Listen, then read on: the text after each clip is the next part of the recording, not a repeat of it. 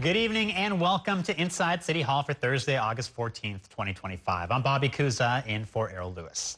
The candidates for mayor today were talking about the economy after a jobs report showed hiring has slowed dramatically in the city. Not surprisingly, the discussion led to some clashes over who is best suited to lead the city should the economy sour. Our Courtney Gross joins me now with more from the campaign trail. Good evening, Courtney. Good evening, Bobby. But Andrew Cuomo was not too far from here in Chelsea, sitting behind a desk, doing what he has been known to do in the past couple of years, especially during the pandemic, is obviously delivering a PowerPoint. This time, it was on the city's economy and what he would do to bring jobs to it. This anti-business rhetoric, this anti-capitalist rhetoric is very destructive and dangerous, especially at this point in time. Andrew Cuomo trying to shift the narrative on the campaign trail to the economy, promising without much detail to bring jobs to the 5 boroughs and cut bureaucratic red tape, along with a $1.5 billion fund to attract large employers here. New York needs business.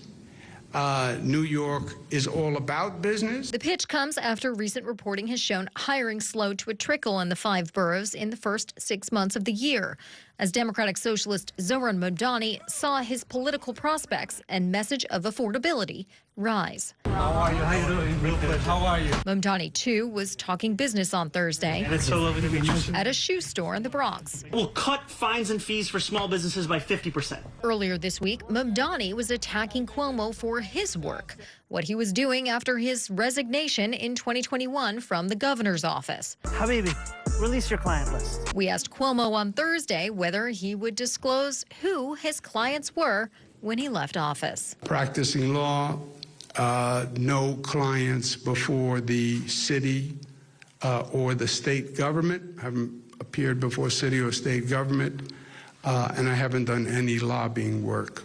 And the matters were all private matters. So will you release the client list? No, they were private clients, and there's an attorney-client privilege.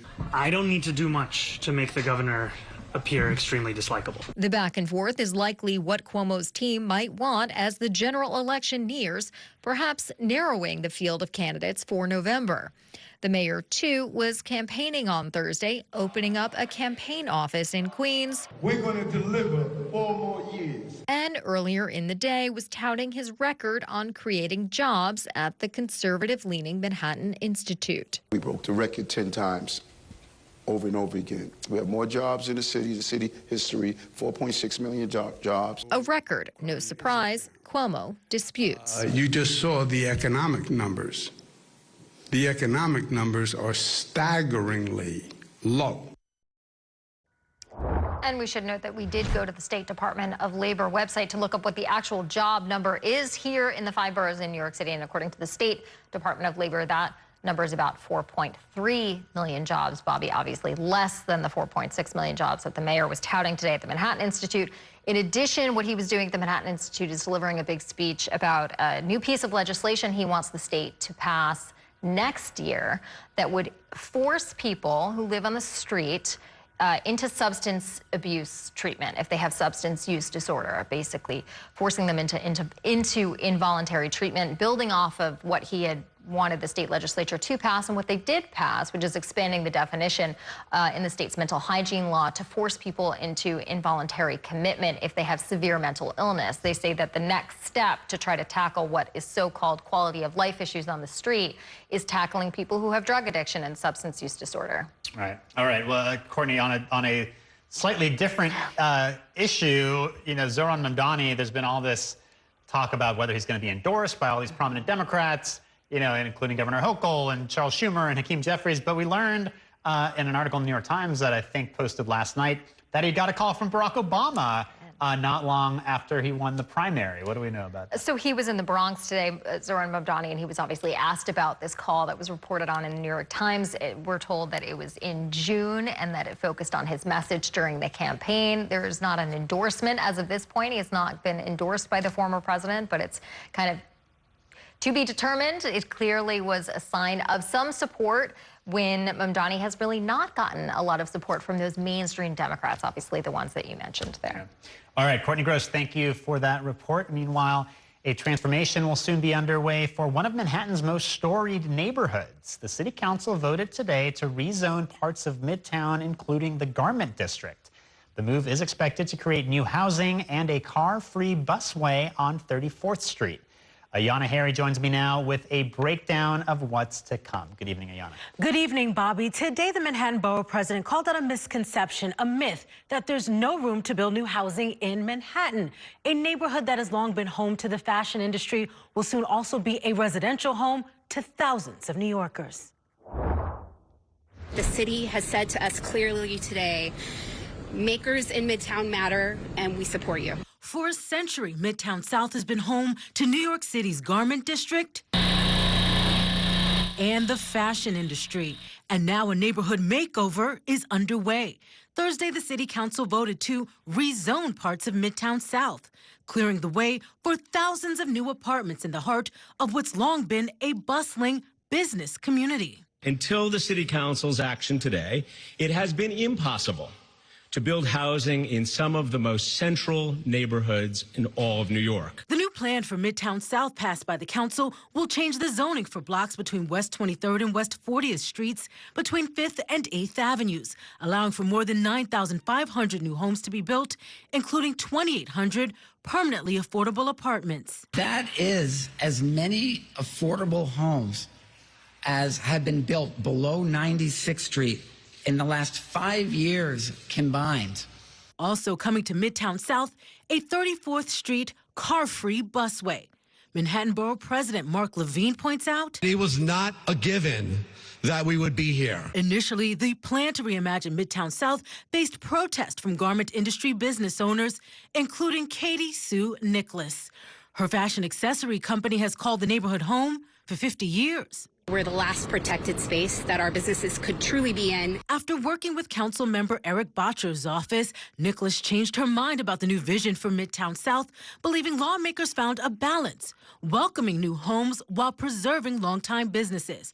Jonathan Hayden is optimistic he'll be able to keep his fashion design business local. I built my studio into a garment district factory that I visited as an intern. I would love to live, within walking distance to where I have my designs made.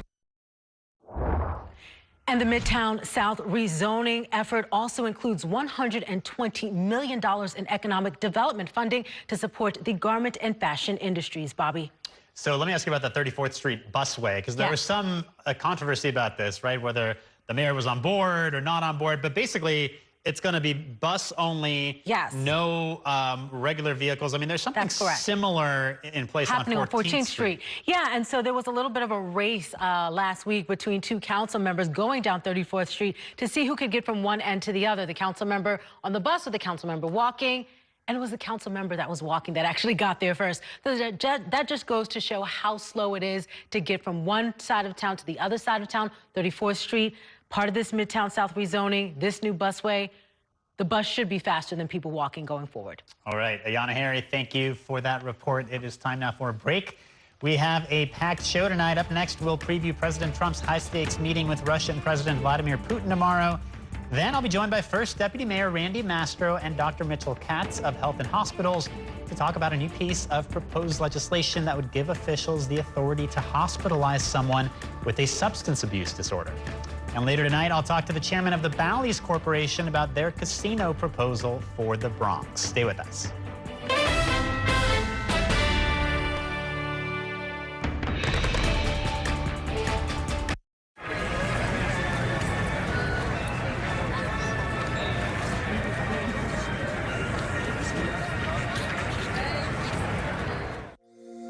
Every day tells a new story. At Mornings on One, we're dedicated to bringing you the stories that matter most to start your day with in-depth coverage of the day's developing news. I'm Pat Kernan. Here are the stories we're following this morning. And weather updates every 10 minutes. Some morning sunshine possible, clouds take over. It's our responsibility to get you the information you need before you head out the door. Mornings on 1, weekdays starting at 6 on the Spectrum News app. Free for Spectrum customers.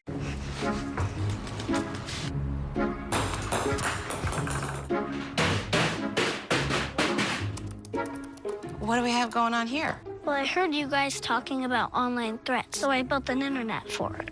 We have Spectrum, so our internet blocks threats automatically. Oh. But the internet is full of trolls, so you keep a lookout. On it. If it's connected, it's protected. Spectrum Internet with advanced Wi-Fi. I'm Sandra, this is Jorge, and we were adopted in 2019. I remember when they first came to us, Michael was already a teenager. The whole cliche of they're so lucky to have you guys, and it's the other way around. They have changed our family for the better. They chose to love us. They didn't have to. They chose us. Family. Learn about adopting a teen from foster care. You can't imagine the reward. Visit adoptuskids.org. And that's a look at some of what's in the papers this morning. You're done with the sports section. Today's story is about the latest chapter for a beloved local business. It's a beautiful day with temperatures in the 60s, but showers are expected in the next hour. In a city that's always on the go, it's important to stop to hear the stories that connect us. The news that matters to New Yorkers. That's what brings us together. That's Mornings on 1. Weekdays starting at 6. Exclusively on Spectrum.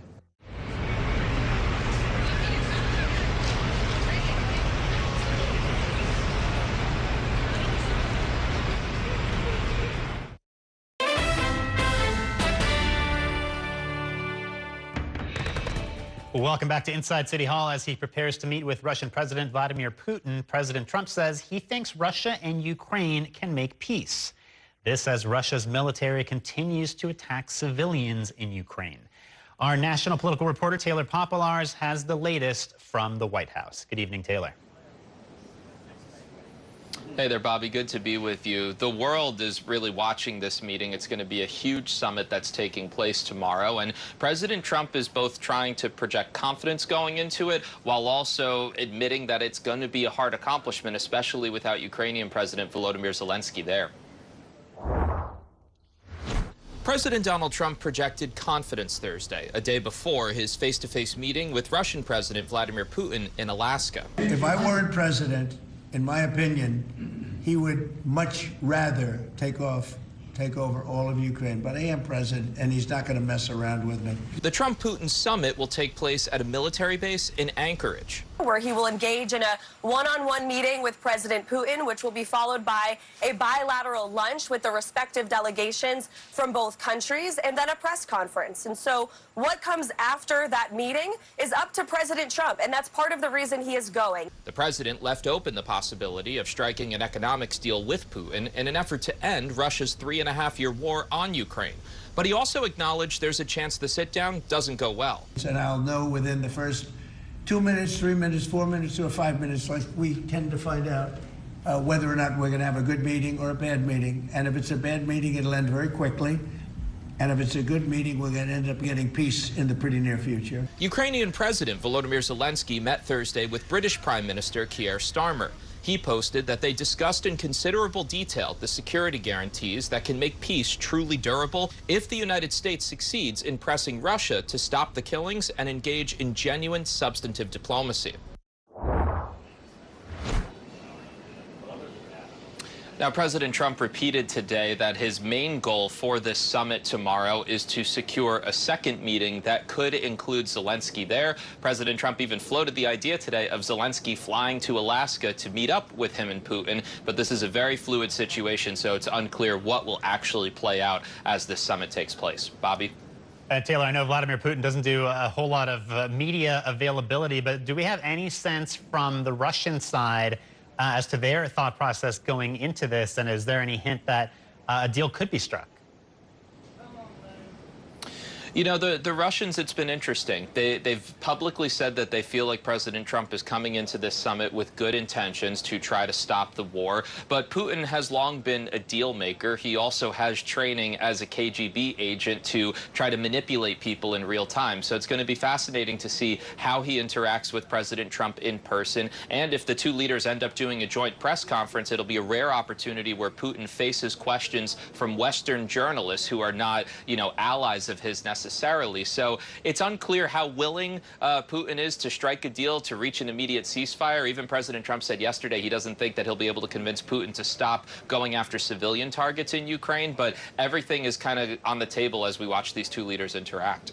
And Taylor, let me ask you about a separate story. The Trump administration this week announced this review of some of the Smithsonian museums, and that includes the National Museum of the American Indian in Lower Manhattan. What is the plans here on the part of the Trump administration?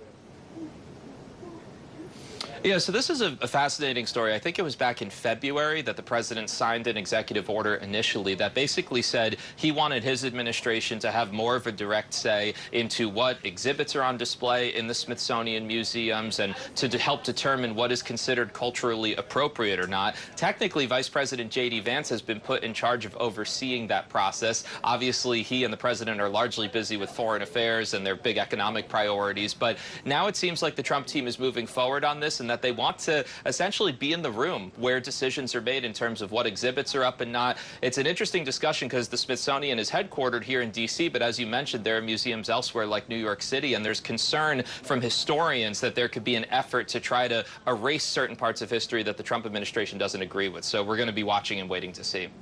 All right, Taylor Popolars in Washington, D.C., outside the White House. Thank you for that report. It is time now for a break. Coming up, we will talk about the uproar over ICE detaining a Brooklyn high school student. City officials are calling for his release. We will bring you the details next. Stay with us.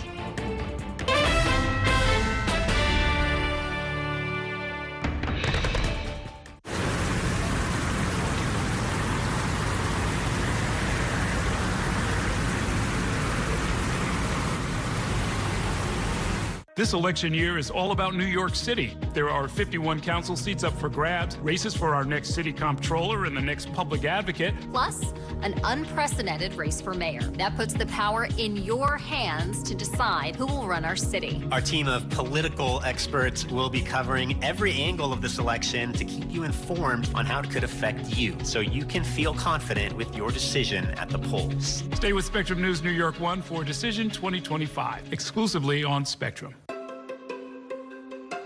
We chose Spectrum Business because every second matters in our operation. We need a network that can move as quickly as we need to. We are a takeout restaurant, half our business is online. So we needed something dependable, reliable, with great service. The state-of-the-art facility depends on a state-of-the-art network to support classroom engagement. Join the network made for business with solutions made for every size. Visit spectrum.com/made-for-business to get started. Mom was always organized, but she started forgetting to pay her bills on time. And she'd buy the same gifts over and over. Telling the girls about my Alzheimer's diagnosis was really hard. At first, we had our cries, but then we were like, okay, let's make a plan. Early detection gave us time to adapt together. It's so important for you to think about what you can do and making the most of what you have. If you or your family are noticing changes, it could be Alzheimer's. Talk about seeing a doctor together. From my time growing up in Queens watching New York 1 to my time reporting here, I've seen how quickly a story can change. At News All Day, we bring you the news as it's happening, from around the boroughs to local government to your neighborhood. Because our city never stops moving. 3, 2, 1. Hi, I'm Shannon Ferry with the day's developing stories. But first, stay up to date and informed with News All Day, weekdays from noon to 4.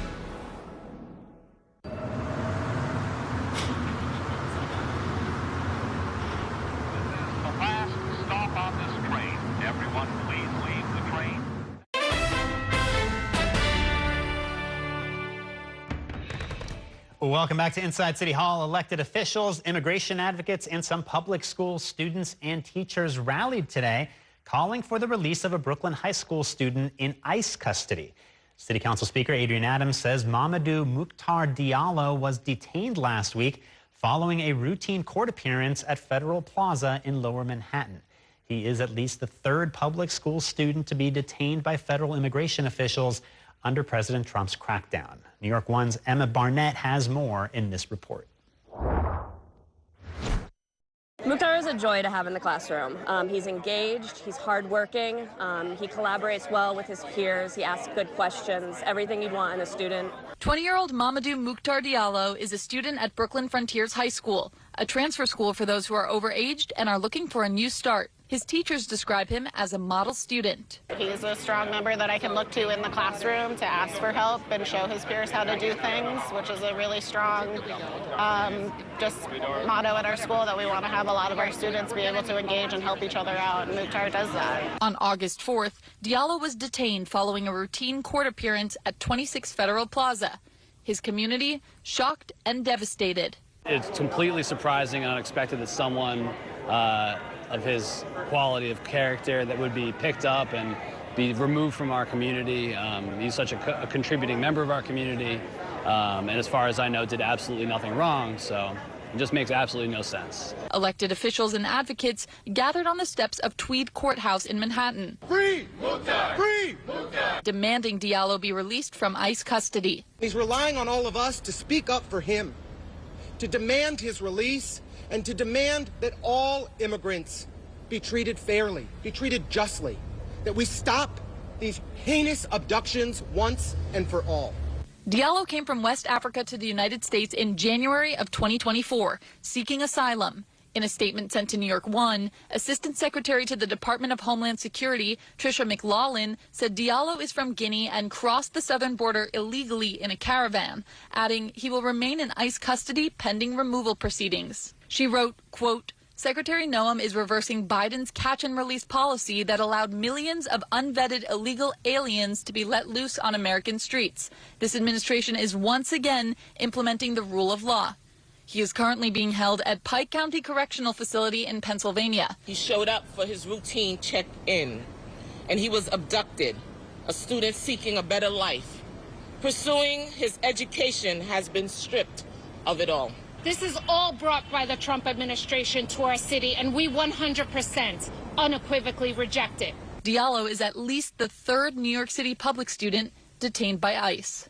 Diallo does not have any family here in the United States, but those local officials and teachers who were at the rally on Thursday morning said they will not rest until he is released from ICE custody and returned to his home in Brooklyn. In Manhattan, Emma Barnett, New York One. Before we head to break, a reminder that our podcasts are now on YouTube. Search New York One Podcast to find our channel. Tonight, we're bringing you an excerpt of this week's episode of You Decide with Errol Lewis. Errol sat down with Katrina Brownlee. She is the first black woman to serve on the protective detail of a city mayor, and she's out with a new memoir titled And Then Came the Blues. What do you hear about the job? What do you think's going on there? Oh, I hear that the cops hate that job. They're not happy, especially with this new police commissioner. They're definitely not happy with her. They feel like she doesn't have the experience to be the police commissioner. And I kind of understand how they feel when it comes to that, because you want leadership to be able to have experience, something that you have experienced, right? To be able to be my leader. So it's like two people being married, but you want to mentor me and you've never been married, right? So that's how the cops are looking at it. And you can catch the full podcast episode on our air on New York One this Saturday night. Starting at 9 p.m., we will air Errol's full conversation with Katrina Brownlee on the You Decide podcast. That will be followed by the Off Topic on Politics podcast episode featuring myself, Courtney Gross, and Bernadette Hogan at 9:30 p.m. It is time now for a break. Coming up, Mayor Adams has announced a proposal to involuntarily hospitalize New Yorkers struggling with a substance abuse disorder. I'll be joined by First Deputy Mayor Randy Mastro and Dr. Mitchell Katz of New York City Health and Hospitals to talk it over. Stay with us.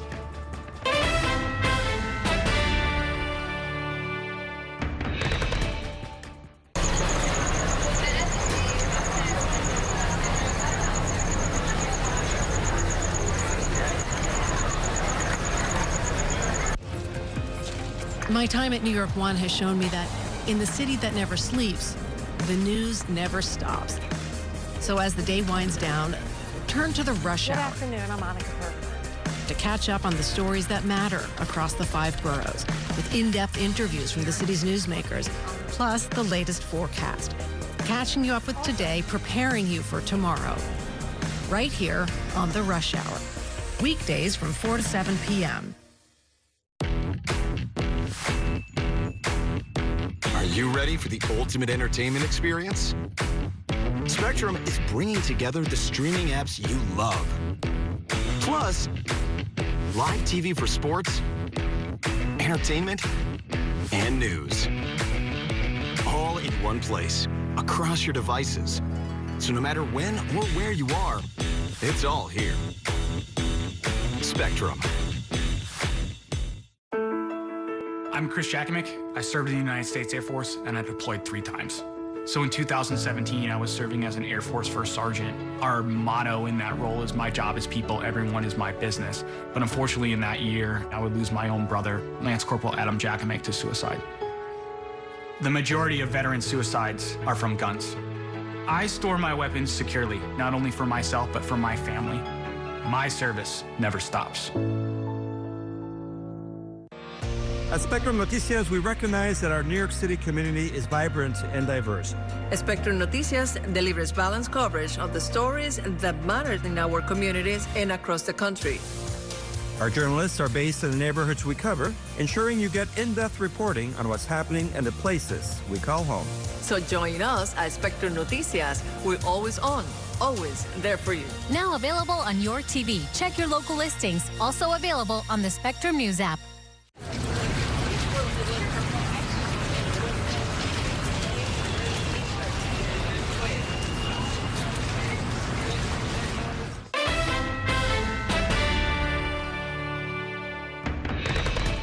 We're asking state lawmakers to extend the lifeline of involuntary commitment to those struggling with serious addiction.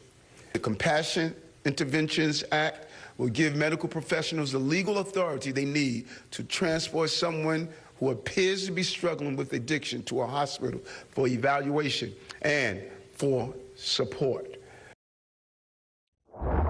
Welcome back to Inside City Hall. That was Mayor Adams giving an address at the Manhattan Institute today. He is proposing a legislative change to get people struggling with drug abuse off the streets and subways. It is part of the mayor's larger efforts to improve quality of life for New Yorkers.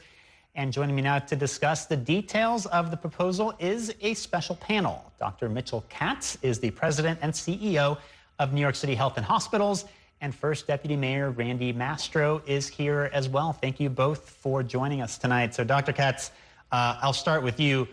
The city's already doing this for people with severe mental illness, right? This now would be for people with an obvious substance abuse disorder who aren't necessarily mentally ill, right? But it's so much the same thing. In the case of mental illness, the person is hearing inner voices telling them to do bad things to themselves or others. In the case of the serious substance abuser, it's the drug that is causing their behavior. They're no longer able to make sensible decisions for themselves anymore.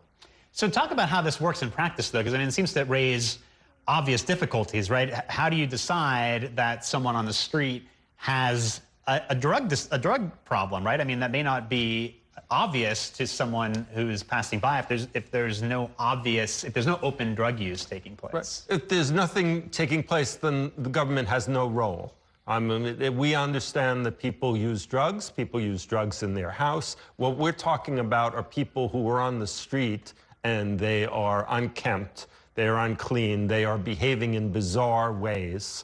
They're not clothed for the winter, and their issue is substance use. Sometimes it might look like mental illness, but under the current laws, once the drug clears, we would have to let them go from the hospital. What the mayor is talking about is a much more humane, compassionate approach that says these are people whose lives are being ruined by drug use, and they need treatment. And not everybody recognizes when they're in the throes of that addiction how the drugs are destroying their life. And so, Randy, let me ask you, I mean, this is also being framed by the mayor as a quality of life issue, right? Because people who are using drugs on the street. It creates a sense of public disorder. I mean, it's almost like a broken windows type of approach, right? Well, I would just say this, Bobby. Crime, major crime, down by historic proportions. Shootings lowest on record. Murder rate almost the lowest on record. There's been remarkable progress on major crime. Perception has to catch up with reality, and part of that is that people in their daily lives, they see others on the street, distressed or disturbed New Yorkers on the streets, and an overwhelming majority of those distressed homeless have addiction problems, and we're doing nothing about it. But this administration, since day one, has been committed to reaching out, a compassionate approach to try and help those in need on the streets get the services they need. For those with mental illness problems, state law, at our administration's urging, recently changed to codify how we can help those people. Now we need to do the same for the huge addiction population that's living on the streets, killing themselves, not able to get themselves help. We have to have a compassionate approach through state legislation that will allow us to help those people who can't help themselves. So, Dr. Katz, let me ask you, I mean, there has been already some pushback from civil rights groups, the NYCLU. I just wanted to read you a little bit of a statement from Legal Aid Society. It said, forcing New Yorkers struggling with addiction into involuntary detention is traumatic, raises serious civil rights concerns, and does nothing to address the root causes of substance abuse.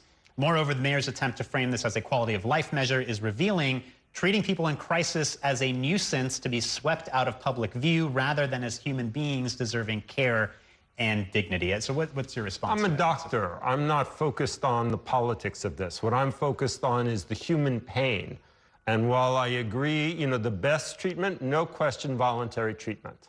And we offer voluntary treatment every day through our outreach workers. But there are a group of people for whom the addiction is so strong that it has taken over their life. And to those who say this is not a good approach, how do they feel about our current approach, which is open-air drug use at our parks, on our streets, and people essentially destroying their life? Don't we have a responsibility to try to help them to have a life that is not ruled by drugs? And Bobby, if I could add, you know, I served on the board of the Legal Aid Society. I was the vice chair of that society for over 10 years. All right. I could not disagree more. They have a certain role in this process, so they're coming at it from an advocate's perspective. We're coming at it from a human decency perspective. The vast majority of states in this country have laws like the Compassionate Intervention Act that we're proposing. Governor Hochul had a very positive reaction today, so that makes us very hopeful about the future of this approach. And even friends here in New York City, council members, Councilman Yusef Salam said, this is a bold and humane step forward in addressing the substance use crisis affecting too many of our communities. By equipping clinical professionals with the tools they need and expanding access to treatment, we're not only saving lives, we're restoring dignity. He spoke it so well. There's a lot of different pieces to this. There's funding involved. There's millions of dollars. I also wanted to ask you, Dr. Katz, about something called contingency management, where you're actually providing incentives, right? You're providing rewards to people for maintaining treatment. That's right. So again, the best approach is always voluntary. And so the contingency takes voluntary one step further. And it says, you know, you're really addicted to these drugs. If you'll stay off this drug till tomorrow, I'm going to turn on your cell phone and you can not only reach me for your care, but you can call your friends, you can call your mother.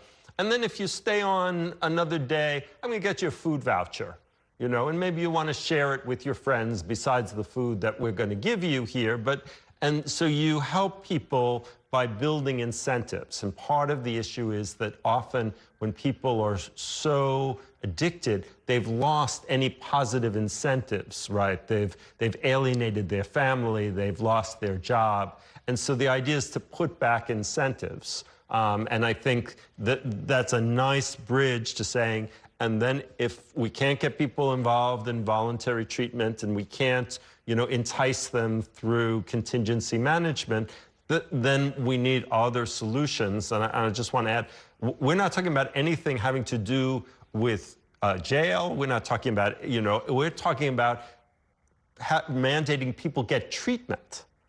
This is not an issue to criminalize drug use. And Deputy Mayor, there's obviously a political aspect to this. I mean, this requires legislative action. You mentioned Governor Hochul's response to this.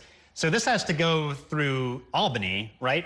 And it would have to go through session next year, and we don't know whether Mayor Adams is still going to be the mayor come January. So what happens to this proposal if he does not win re-election in November? This is a proposal that should be widely embraced. And I am sure that Mayor Adams, when he is reelected, will see this through in Albany. All right, and before we go, just a minute or so left, but Dr. Katz, I wanted to ask you also about Legionnaire's disease, which is obviously top of mind right now. I understand there's been a fourth death from Legionnaires. I mean, what is the status at this point? Because it seemed that the issue was under control. Right. Where are we now? Well, the cases have peaked and are going down, and we recognize that hot weather tends to cause these kinds of outbreaks. All of the water towers and the zip codes that have been affected have now been remediated, which is where you use a decontaminant to clean out any trace bacteria that's left. So we're very hopeful, very sad about the loss of life, very hopeful that we've seen the peak of this epidemic. All right, Dr. Mitchell Katz and First Deputy Mayor Randy Mastro, thank you guys so much for coming in and talking with us tonight. It is time now for a break. Coming up, we will continue our New York's Big Bet series when I sit down with the chairman of the Bally's Corporation to talk about their casino proposal for the Bronx. Stay with us.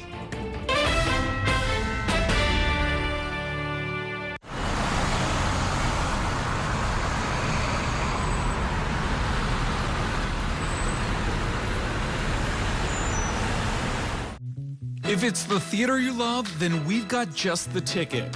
On Stage is your all-access pass to Broadway, off-Broadway, and the best live entertainment in the city. The interviews and backstage exclusives. All that's made On Stage the go-to source for entertainment for over 20 years. Join us every Saturday and Sunday at 7:30 p.m. for On Stage. Also available on the Spectrum News app. I'll see you at the theater. Exclusively on Spectrum. I'm kind of a deal hunter. I like to make sure we got the best deal. We used the Spectrum Savings Calculator before. I learned that since we're existing Spectrum Internet customers, we get a mobile line for a year. Having a line for a year would be amazing. I looked at you and I said, how is the savings so substantial? Yeah. Switch and save with one mobile line included with your internet service, backed by the Spectrum commitment to keep you connected. I'm an ex-drug dealer, and I'll be your sub today.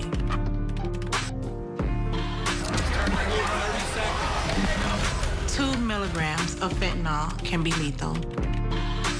A lethal dose is in here. Who gets it, I won't know. It's cheap, it's potent, and it's profitable. The sad reality is fentanyl is being mixed into everything now. More kitchen now. My father was a New York City firefighter. My mission, like his, is to serve New Yorkers in a city that doesn't stop when the sun goes down. Being with New York One since the beginning, I'm now honored to join you even earlier each weeknight. Starting at 8 with New York Tonight, we'll explore the latest news developments, followed by New York One at 10 to wrap up your day. So join me each weeknight starting at 8 right here on New York One.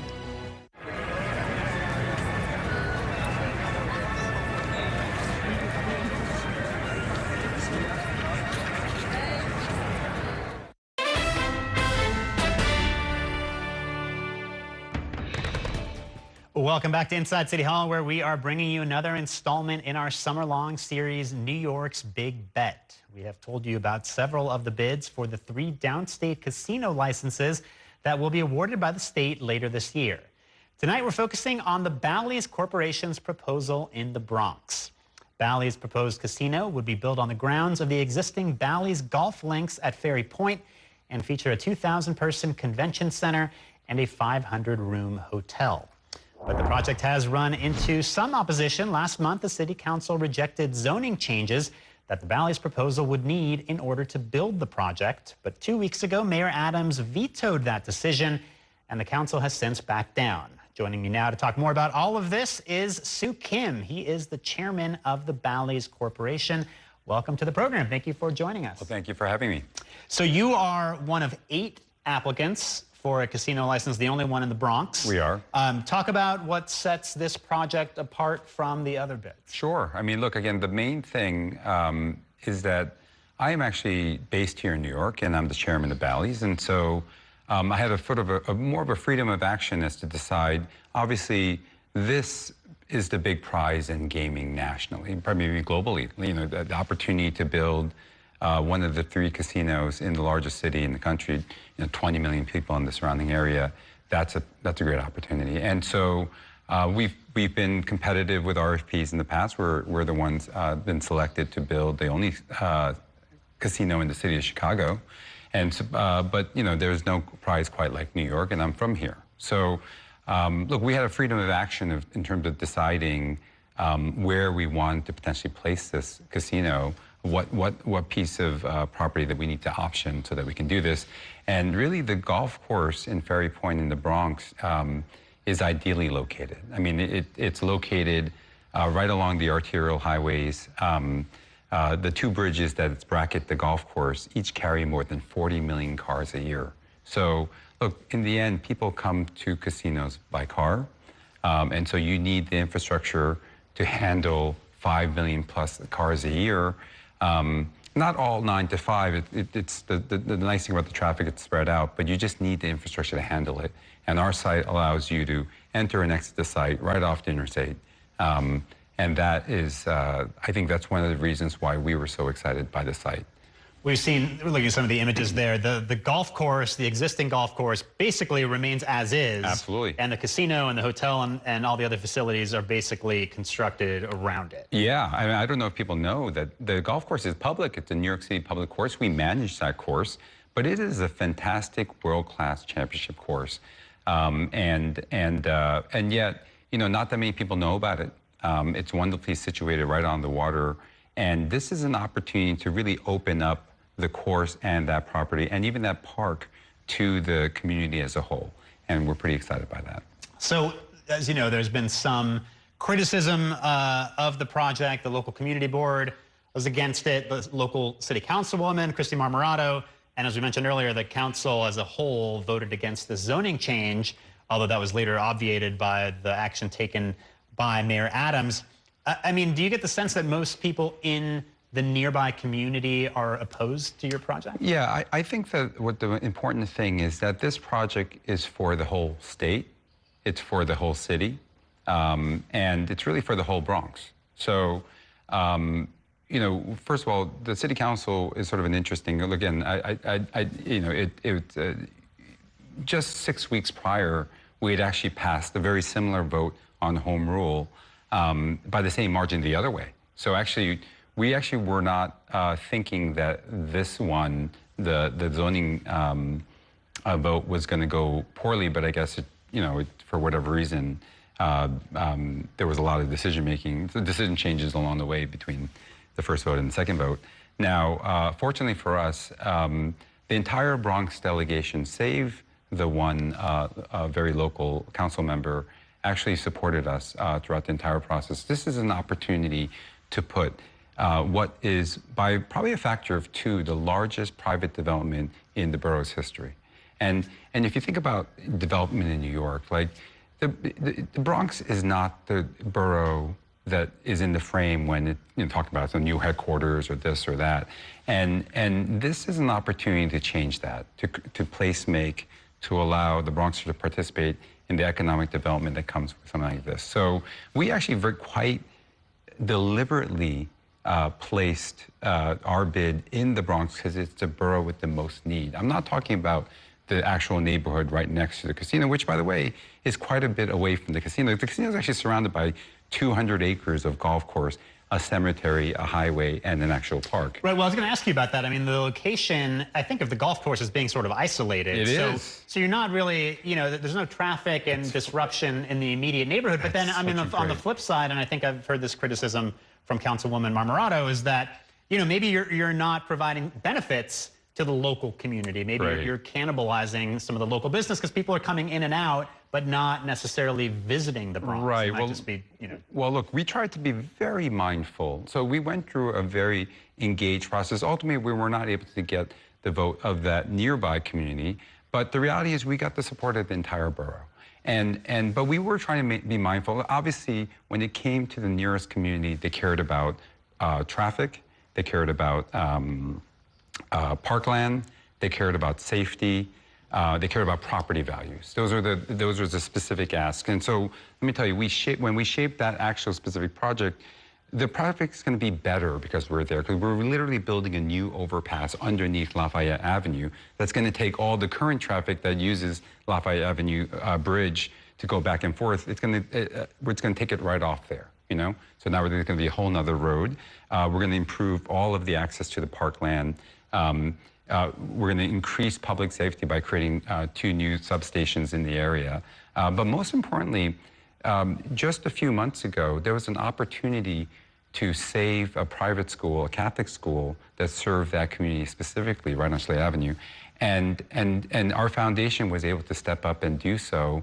And let me just tell you, the most important thing, so we were being, even the height of our buildings, we structured so that you can't see it from most of the community. In fact, you can't see it from the entire community. And so, but if you think about the most powerful potential criticism was, well, this is going to lower property values. And what we said is, hey, if this school closes, let me tell you, the only thing that matters for property values are good schools in your communities. This is a good school. For some reason, the nuns were retiring and wanted to sell the property. And so we had an opportunity to give to the community directly and meet their needs. Let me ask you about another criticism, which has to do with President Donald Trump. As I understand it, and correct me if I'm wrong, the Trump organization stands to benefit if Bally's wins the casino bid. I think $115 million, right? Sure. Would go to the Trump organization. That doesn't always sit well with people if Donald Trump, is going to get rich. Well, that's a great thing. And look, prior to us being involved in that golf course, there was a huge sign on the berm that read Trump, that you could see from every highway passing on the Whitestone and while you're landing or taking off in LaGuardia. So when we did this deal, we were celebrated for actually solving the impasse between the city and the president. At the time was former president. But look, he knew the value of this project to us. He's not a dummy. He knew that when Bally's Corporation is coming in to take over a golf course, he's like, oh, what are you going to do with that? We're going to bid it in the casino. And he said, look, for us to exit, we want a piece. Now, what I would say is $100 million sounds like a lot, but this is a $4 billion project to the Bronx. We're talking about thousands of jobs, tens of thousands of indirect benefits, property taxes. I think that we're getting a good deal. New Yorkers are getting a good deal.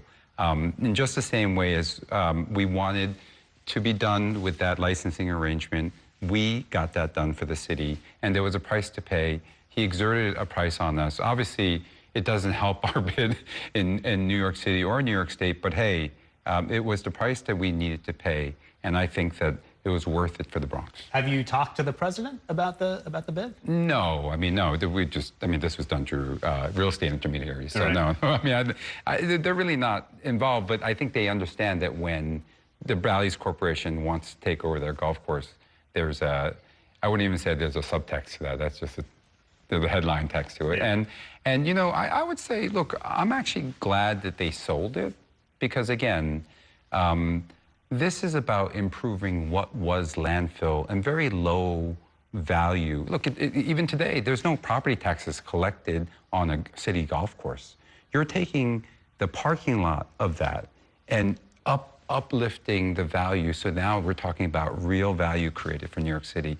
I think, honestly, I think the former president at the time was, responsible for letting it go. Because actually, as we were bidding against, we're like, hey, what are you doing? Like, we're paying you a lot more than the golf course is worth. But he knew what the value was to us in the city, and he took a piece of it. All right. Soo Kim, the chairman of Bally's, thank you so much for joining us. We will know in the next few weeks whether you end up with a bid. Thank you very much. Okay. Right. Cheers. All right. Thanks again. It's time now for a break. Coming up, the Social Security program, which millions of older Americans rely on, has been around for 90 years now. We'll bring you a report on the history of the program next. Stay with us.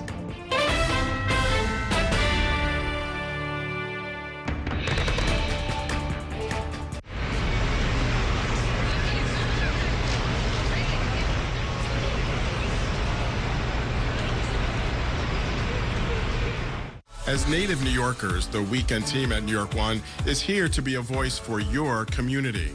Our focus is to uphold the journalistic principles our network was built on. Using our years of local reporting experience to take on important issues across the 5 boroughs. Morning, noon, or night, it's in-depth coverage that prepares you for the week ahead.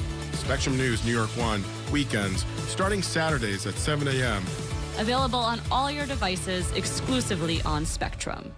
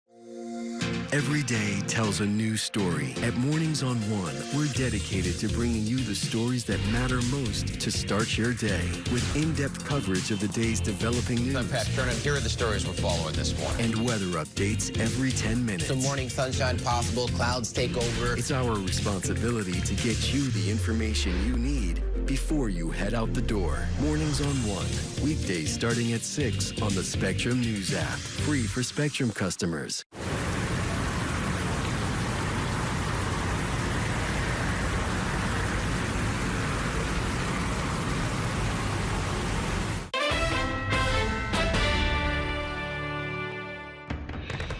Welcome back to Inside City Hall. Today marks 90 years since Social Security became a lifeline for millions of older Americans and for many here in the 5 boroughs. The City Council passed a resolution earlier today to designate August 14th Social Security Day here in the city. Meanwhile, a new government report indicates that Social Security benefits can't be sustained at the current rate. National political reporter Angie Gonzalez has a look at how the program started and where it's headed. Democratic President Franklin Roosevelt signed the Social Security Act into law in 1935. This Social Security measure gives at least some protection to 30 million of our citizens. At the time, the U.S. was in the middle of the Great Depression, and there was bipartisan support for a measure to ensure that older Americans could save money for retirement. I think Social Security is one of our proudest achievements. We work together in a form of social insurance to ensure that everybody has at least something to retire on. The law led to the creation of the Social Security Administration, which provides supplemental income to retirees. Spectrum News spoke with the Social Security Commissioner, Frank Bisignano, who says he feels a personal responsibility to keeping the program around for another 90 years. There are 300 million Americans with Social Security numbers, over 70 million receiving payments, another 130 million paying into the system. But over time, the number of people paying into the program has fallen as the number of beneficiaries continues to climb. One factor, Americans are living longer. It is a pension fund. In the 1930s, the average life expectancy was at around 60. Now the average is closer to 80 years old. The number of baby boomers entering retirement has also hit the program hard, and some recipients rely on the payments now more than ever. 40% of Americans rely on their program as their sole source of income in retirement. Las Vegas resident and AARP member Marilyn Jones says Social Security has enabled her to remain independent. She recently sat down with AARP's CEO. Social Security has helped me a lot. Almost $1,800 of my Social Security goes for utilities. A June report from the Social Security Board of Trustees projects future payments may have to be reduced. It says starting in 2034, the Social Security Administration won't have the funds to continue paying full benefits. AARP says it's been advocating for lawmakers to take action. We're really focused on is highlighting the importance of the program and really putting it to our congressmen and women to ensure the solvency of the program in the long term. Members of Congress from both sides of the aisle are keenly aware that failure to act will have consequences. Yes, I'm concerned about the solvency. We need to make sure that people who work their whole lives have that safety net. But Commissioner Bisignano says that conversations about what needs to happen to keep Social Security solvent are already underway. The dialogue has to happen with Congress. The White House will lead this. Still, an AARP study finds about 80% of respondents are concerned about Social Security being around for them. In Washington, members of both parties have accused the other of threatening the future of the program. Social Security and Medicare are not entitlement programs. They're voting to destroy Social Security. Actions Congress took in the 1980s show that lawmakers are capable of reaching compromise to keep the program going. Part of that process included raising the retirement age to collect full benefits from 65 years old to 67. Those changes were supposed to keep Social Security solvent until 2037. And because that date's now been moved up, it's likely that any additional change Congress makes in the near future won't be a permanent fix. In Washington, Angie Gonzalez, Spectrum News. And that's going to do it for tonight's show. Join us tomorrow when our guests will include City Councilwoman Carlina Rivera. Thanks for watching, everybody, and have a great evening. We will see you the next time on Inside City Hall.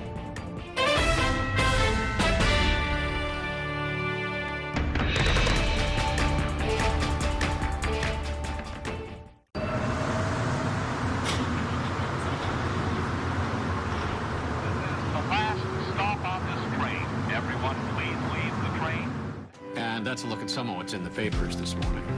You're done with the sports section. Today's story is about the latest chapter for a beloved local business. It's a beautiful day with temperatures in the 60s, but showers are expected in the next hour. In a city that's always on the go, it's important to stop to hear the stories that connect us. The news that matters to New Yorkers.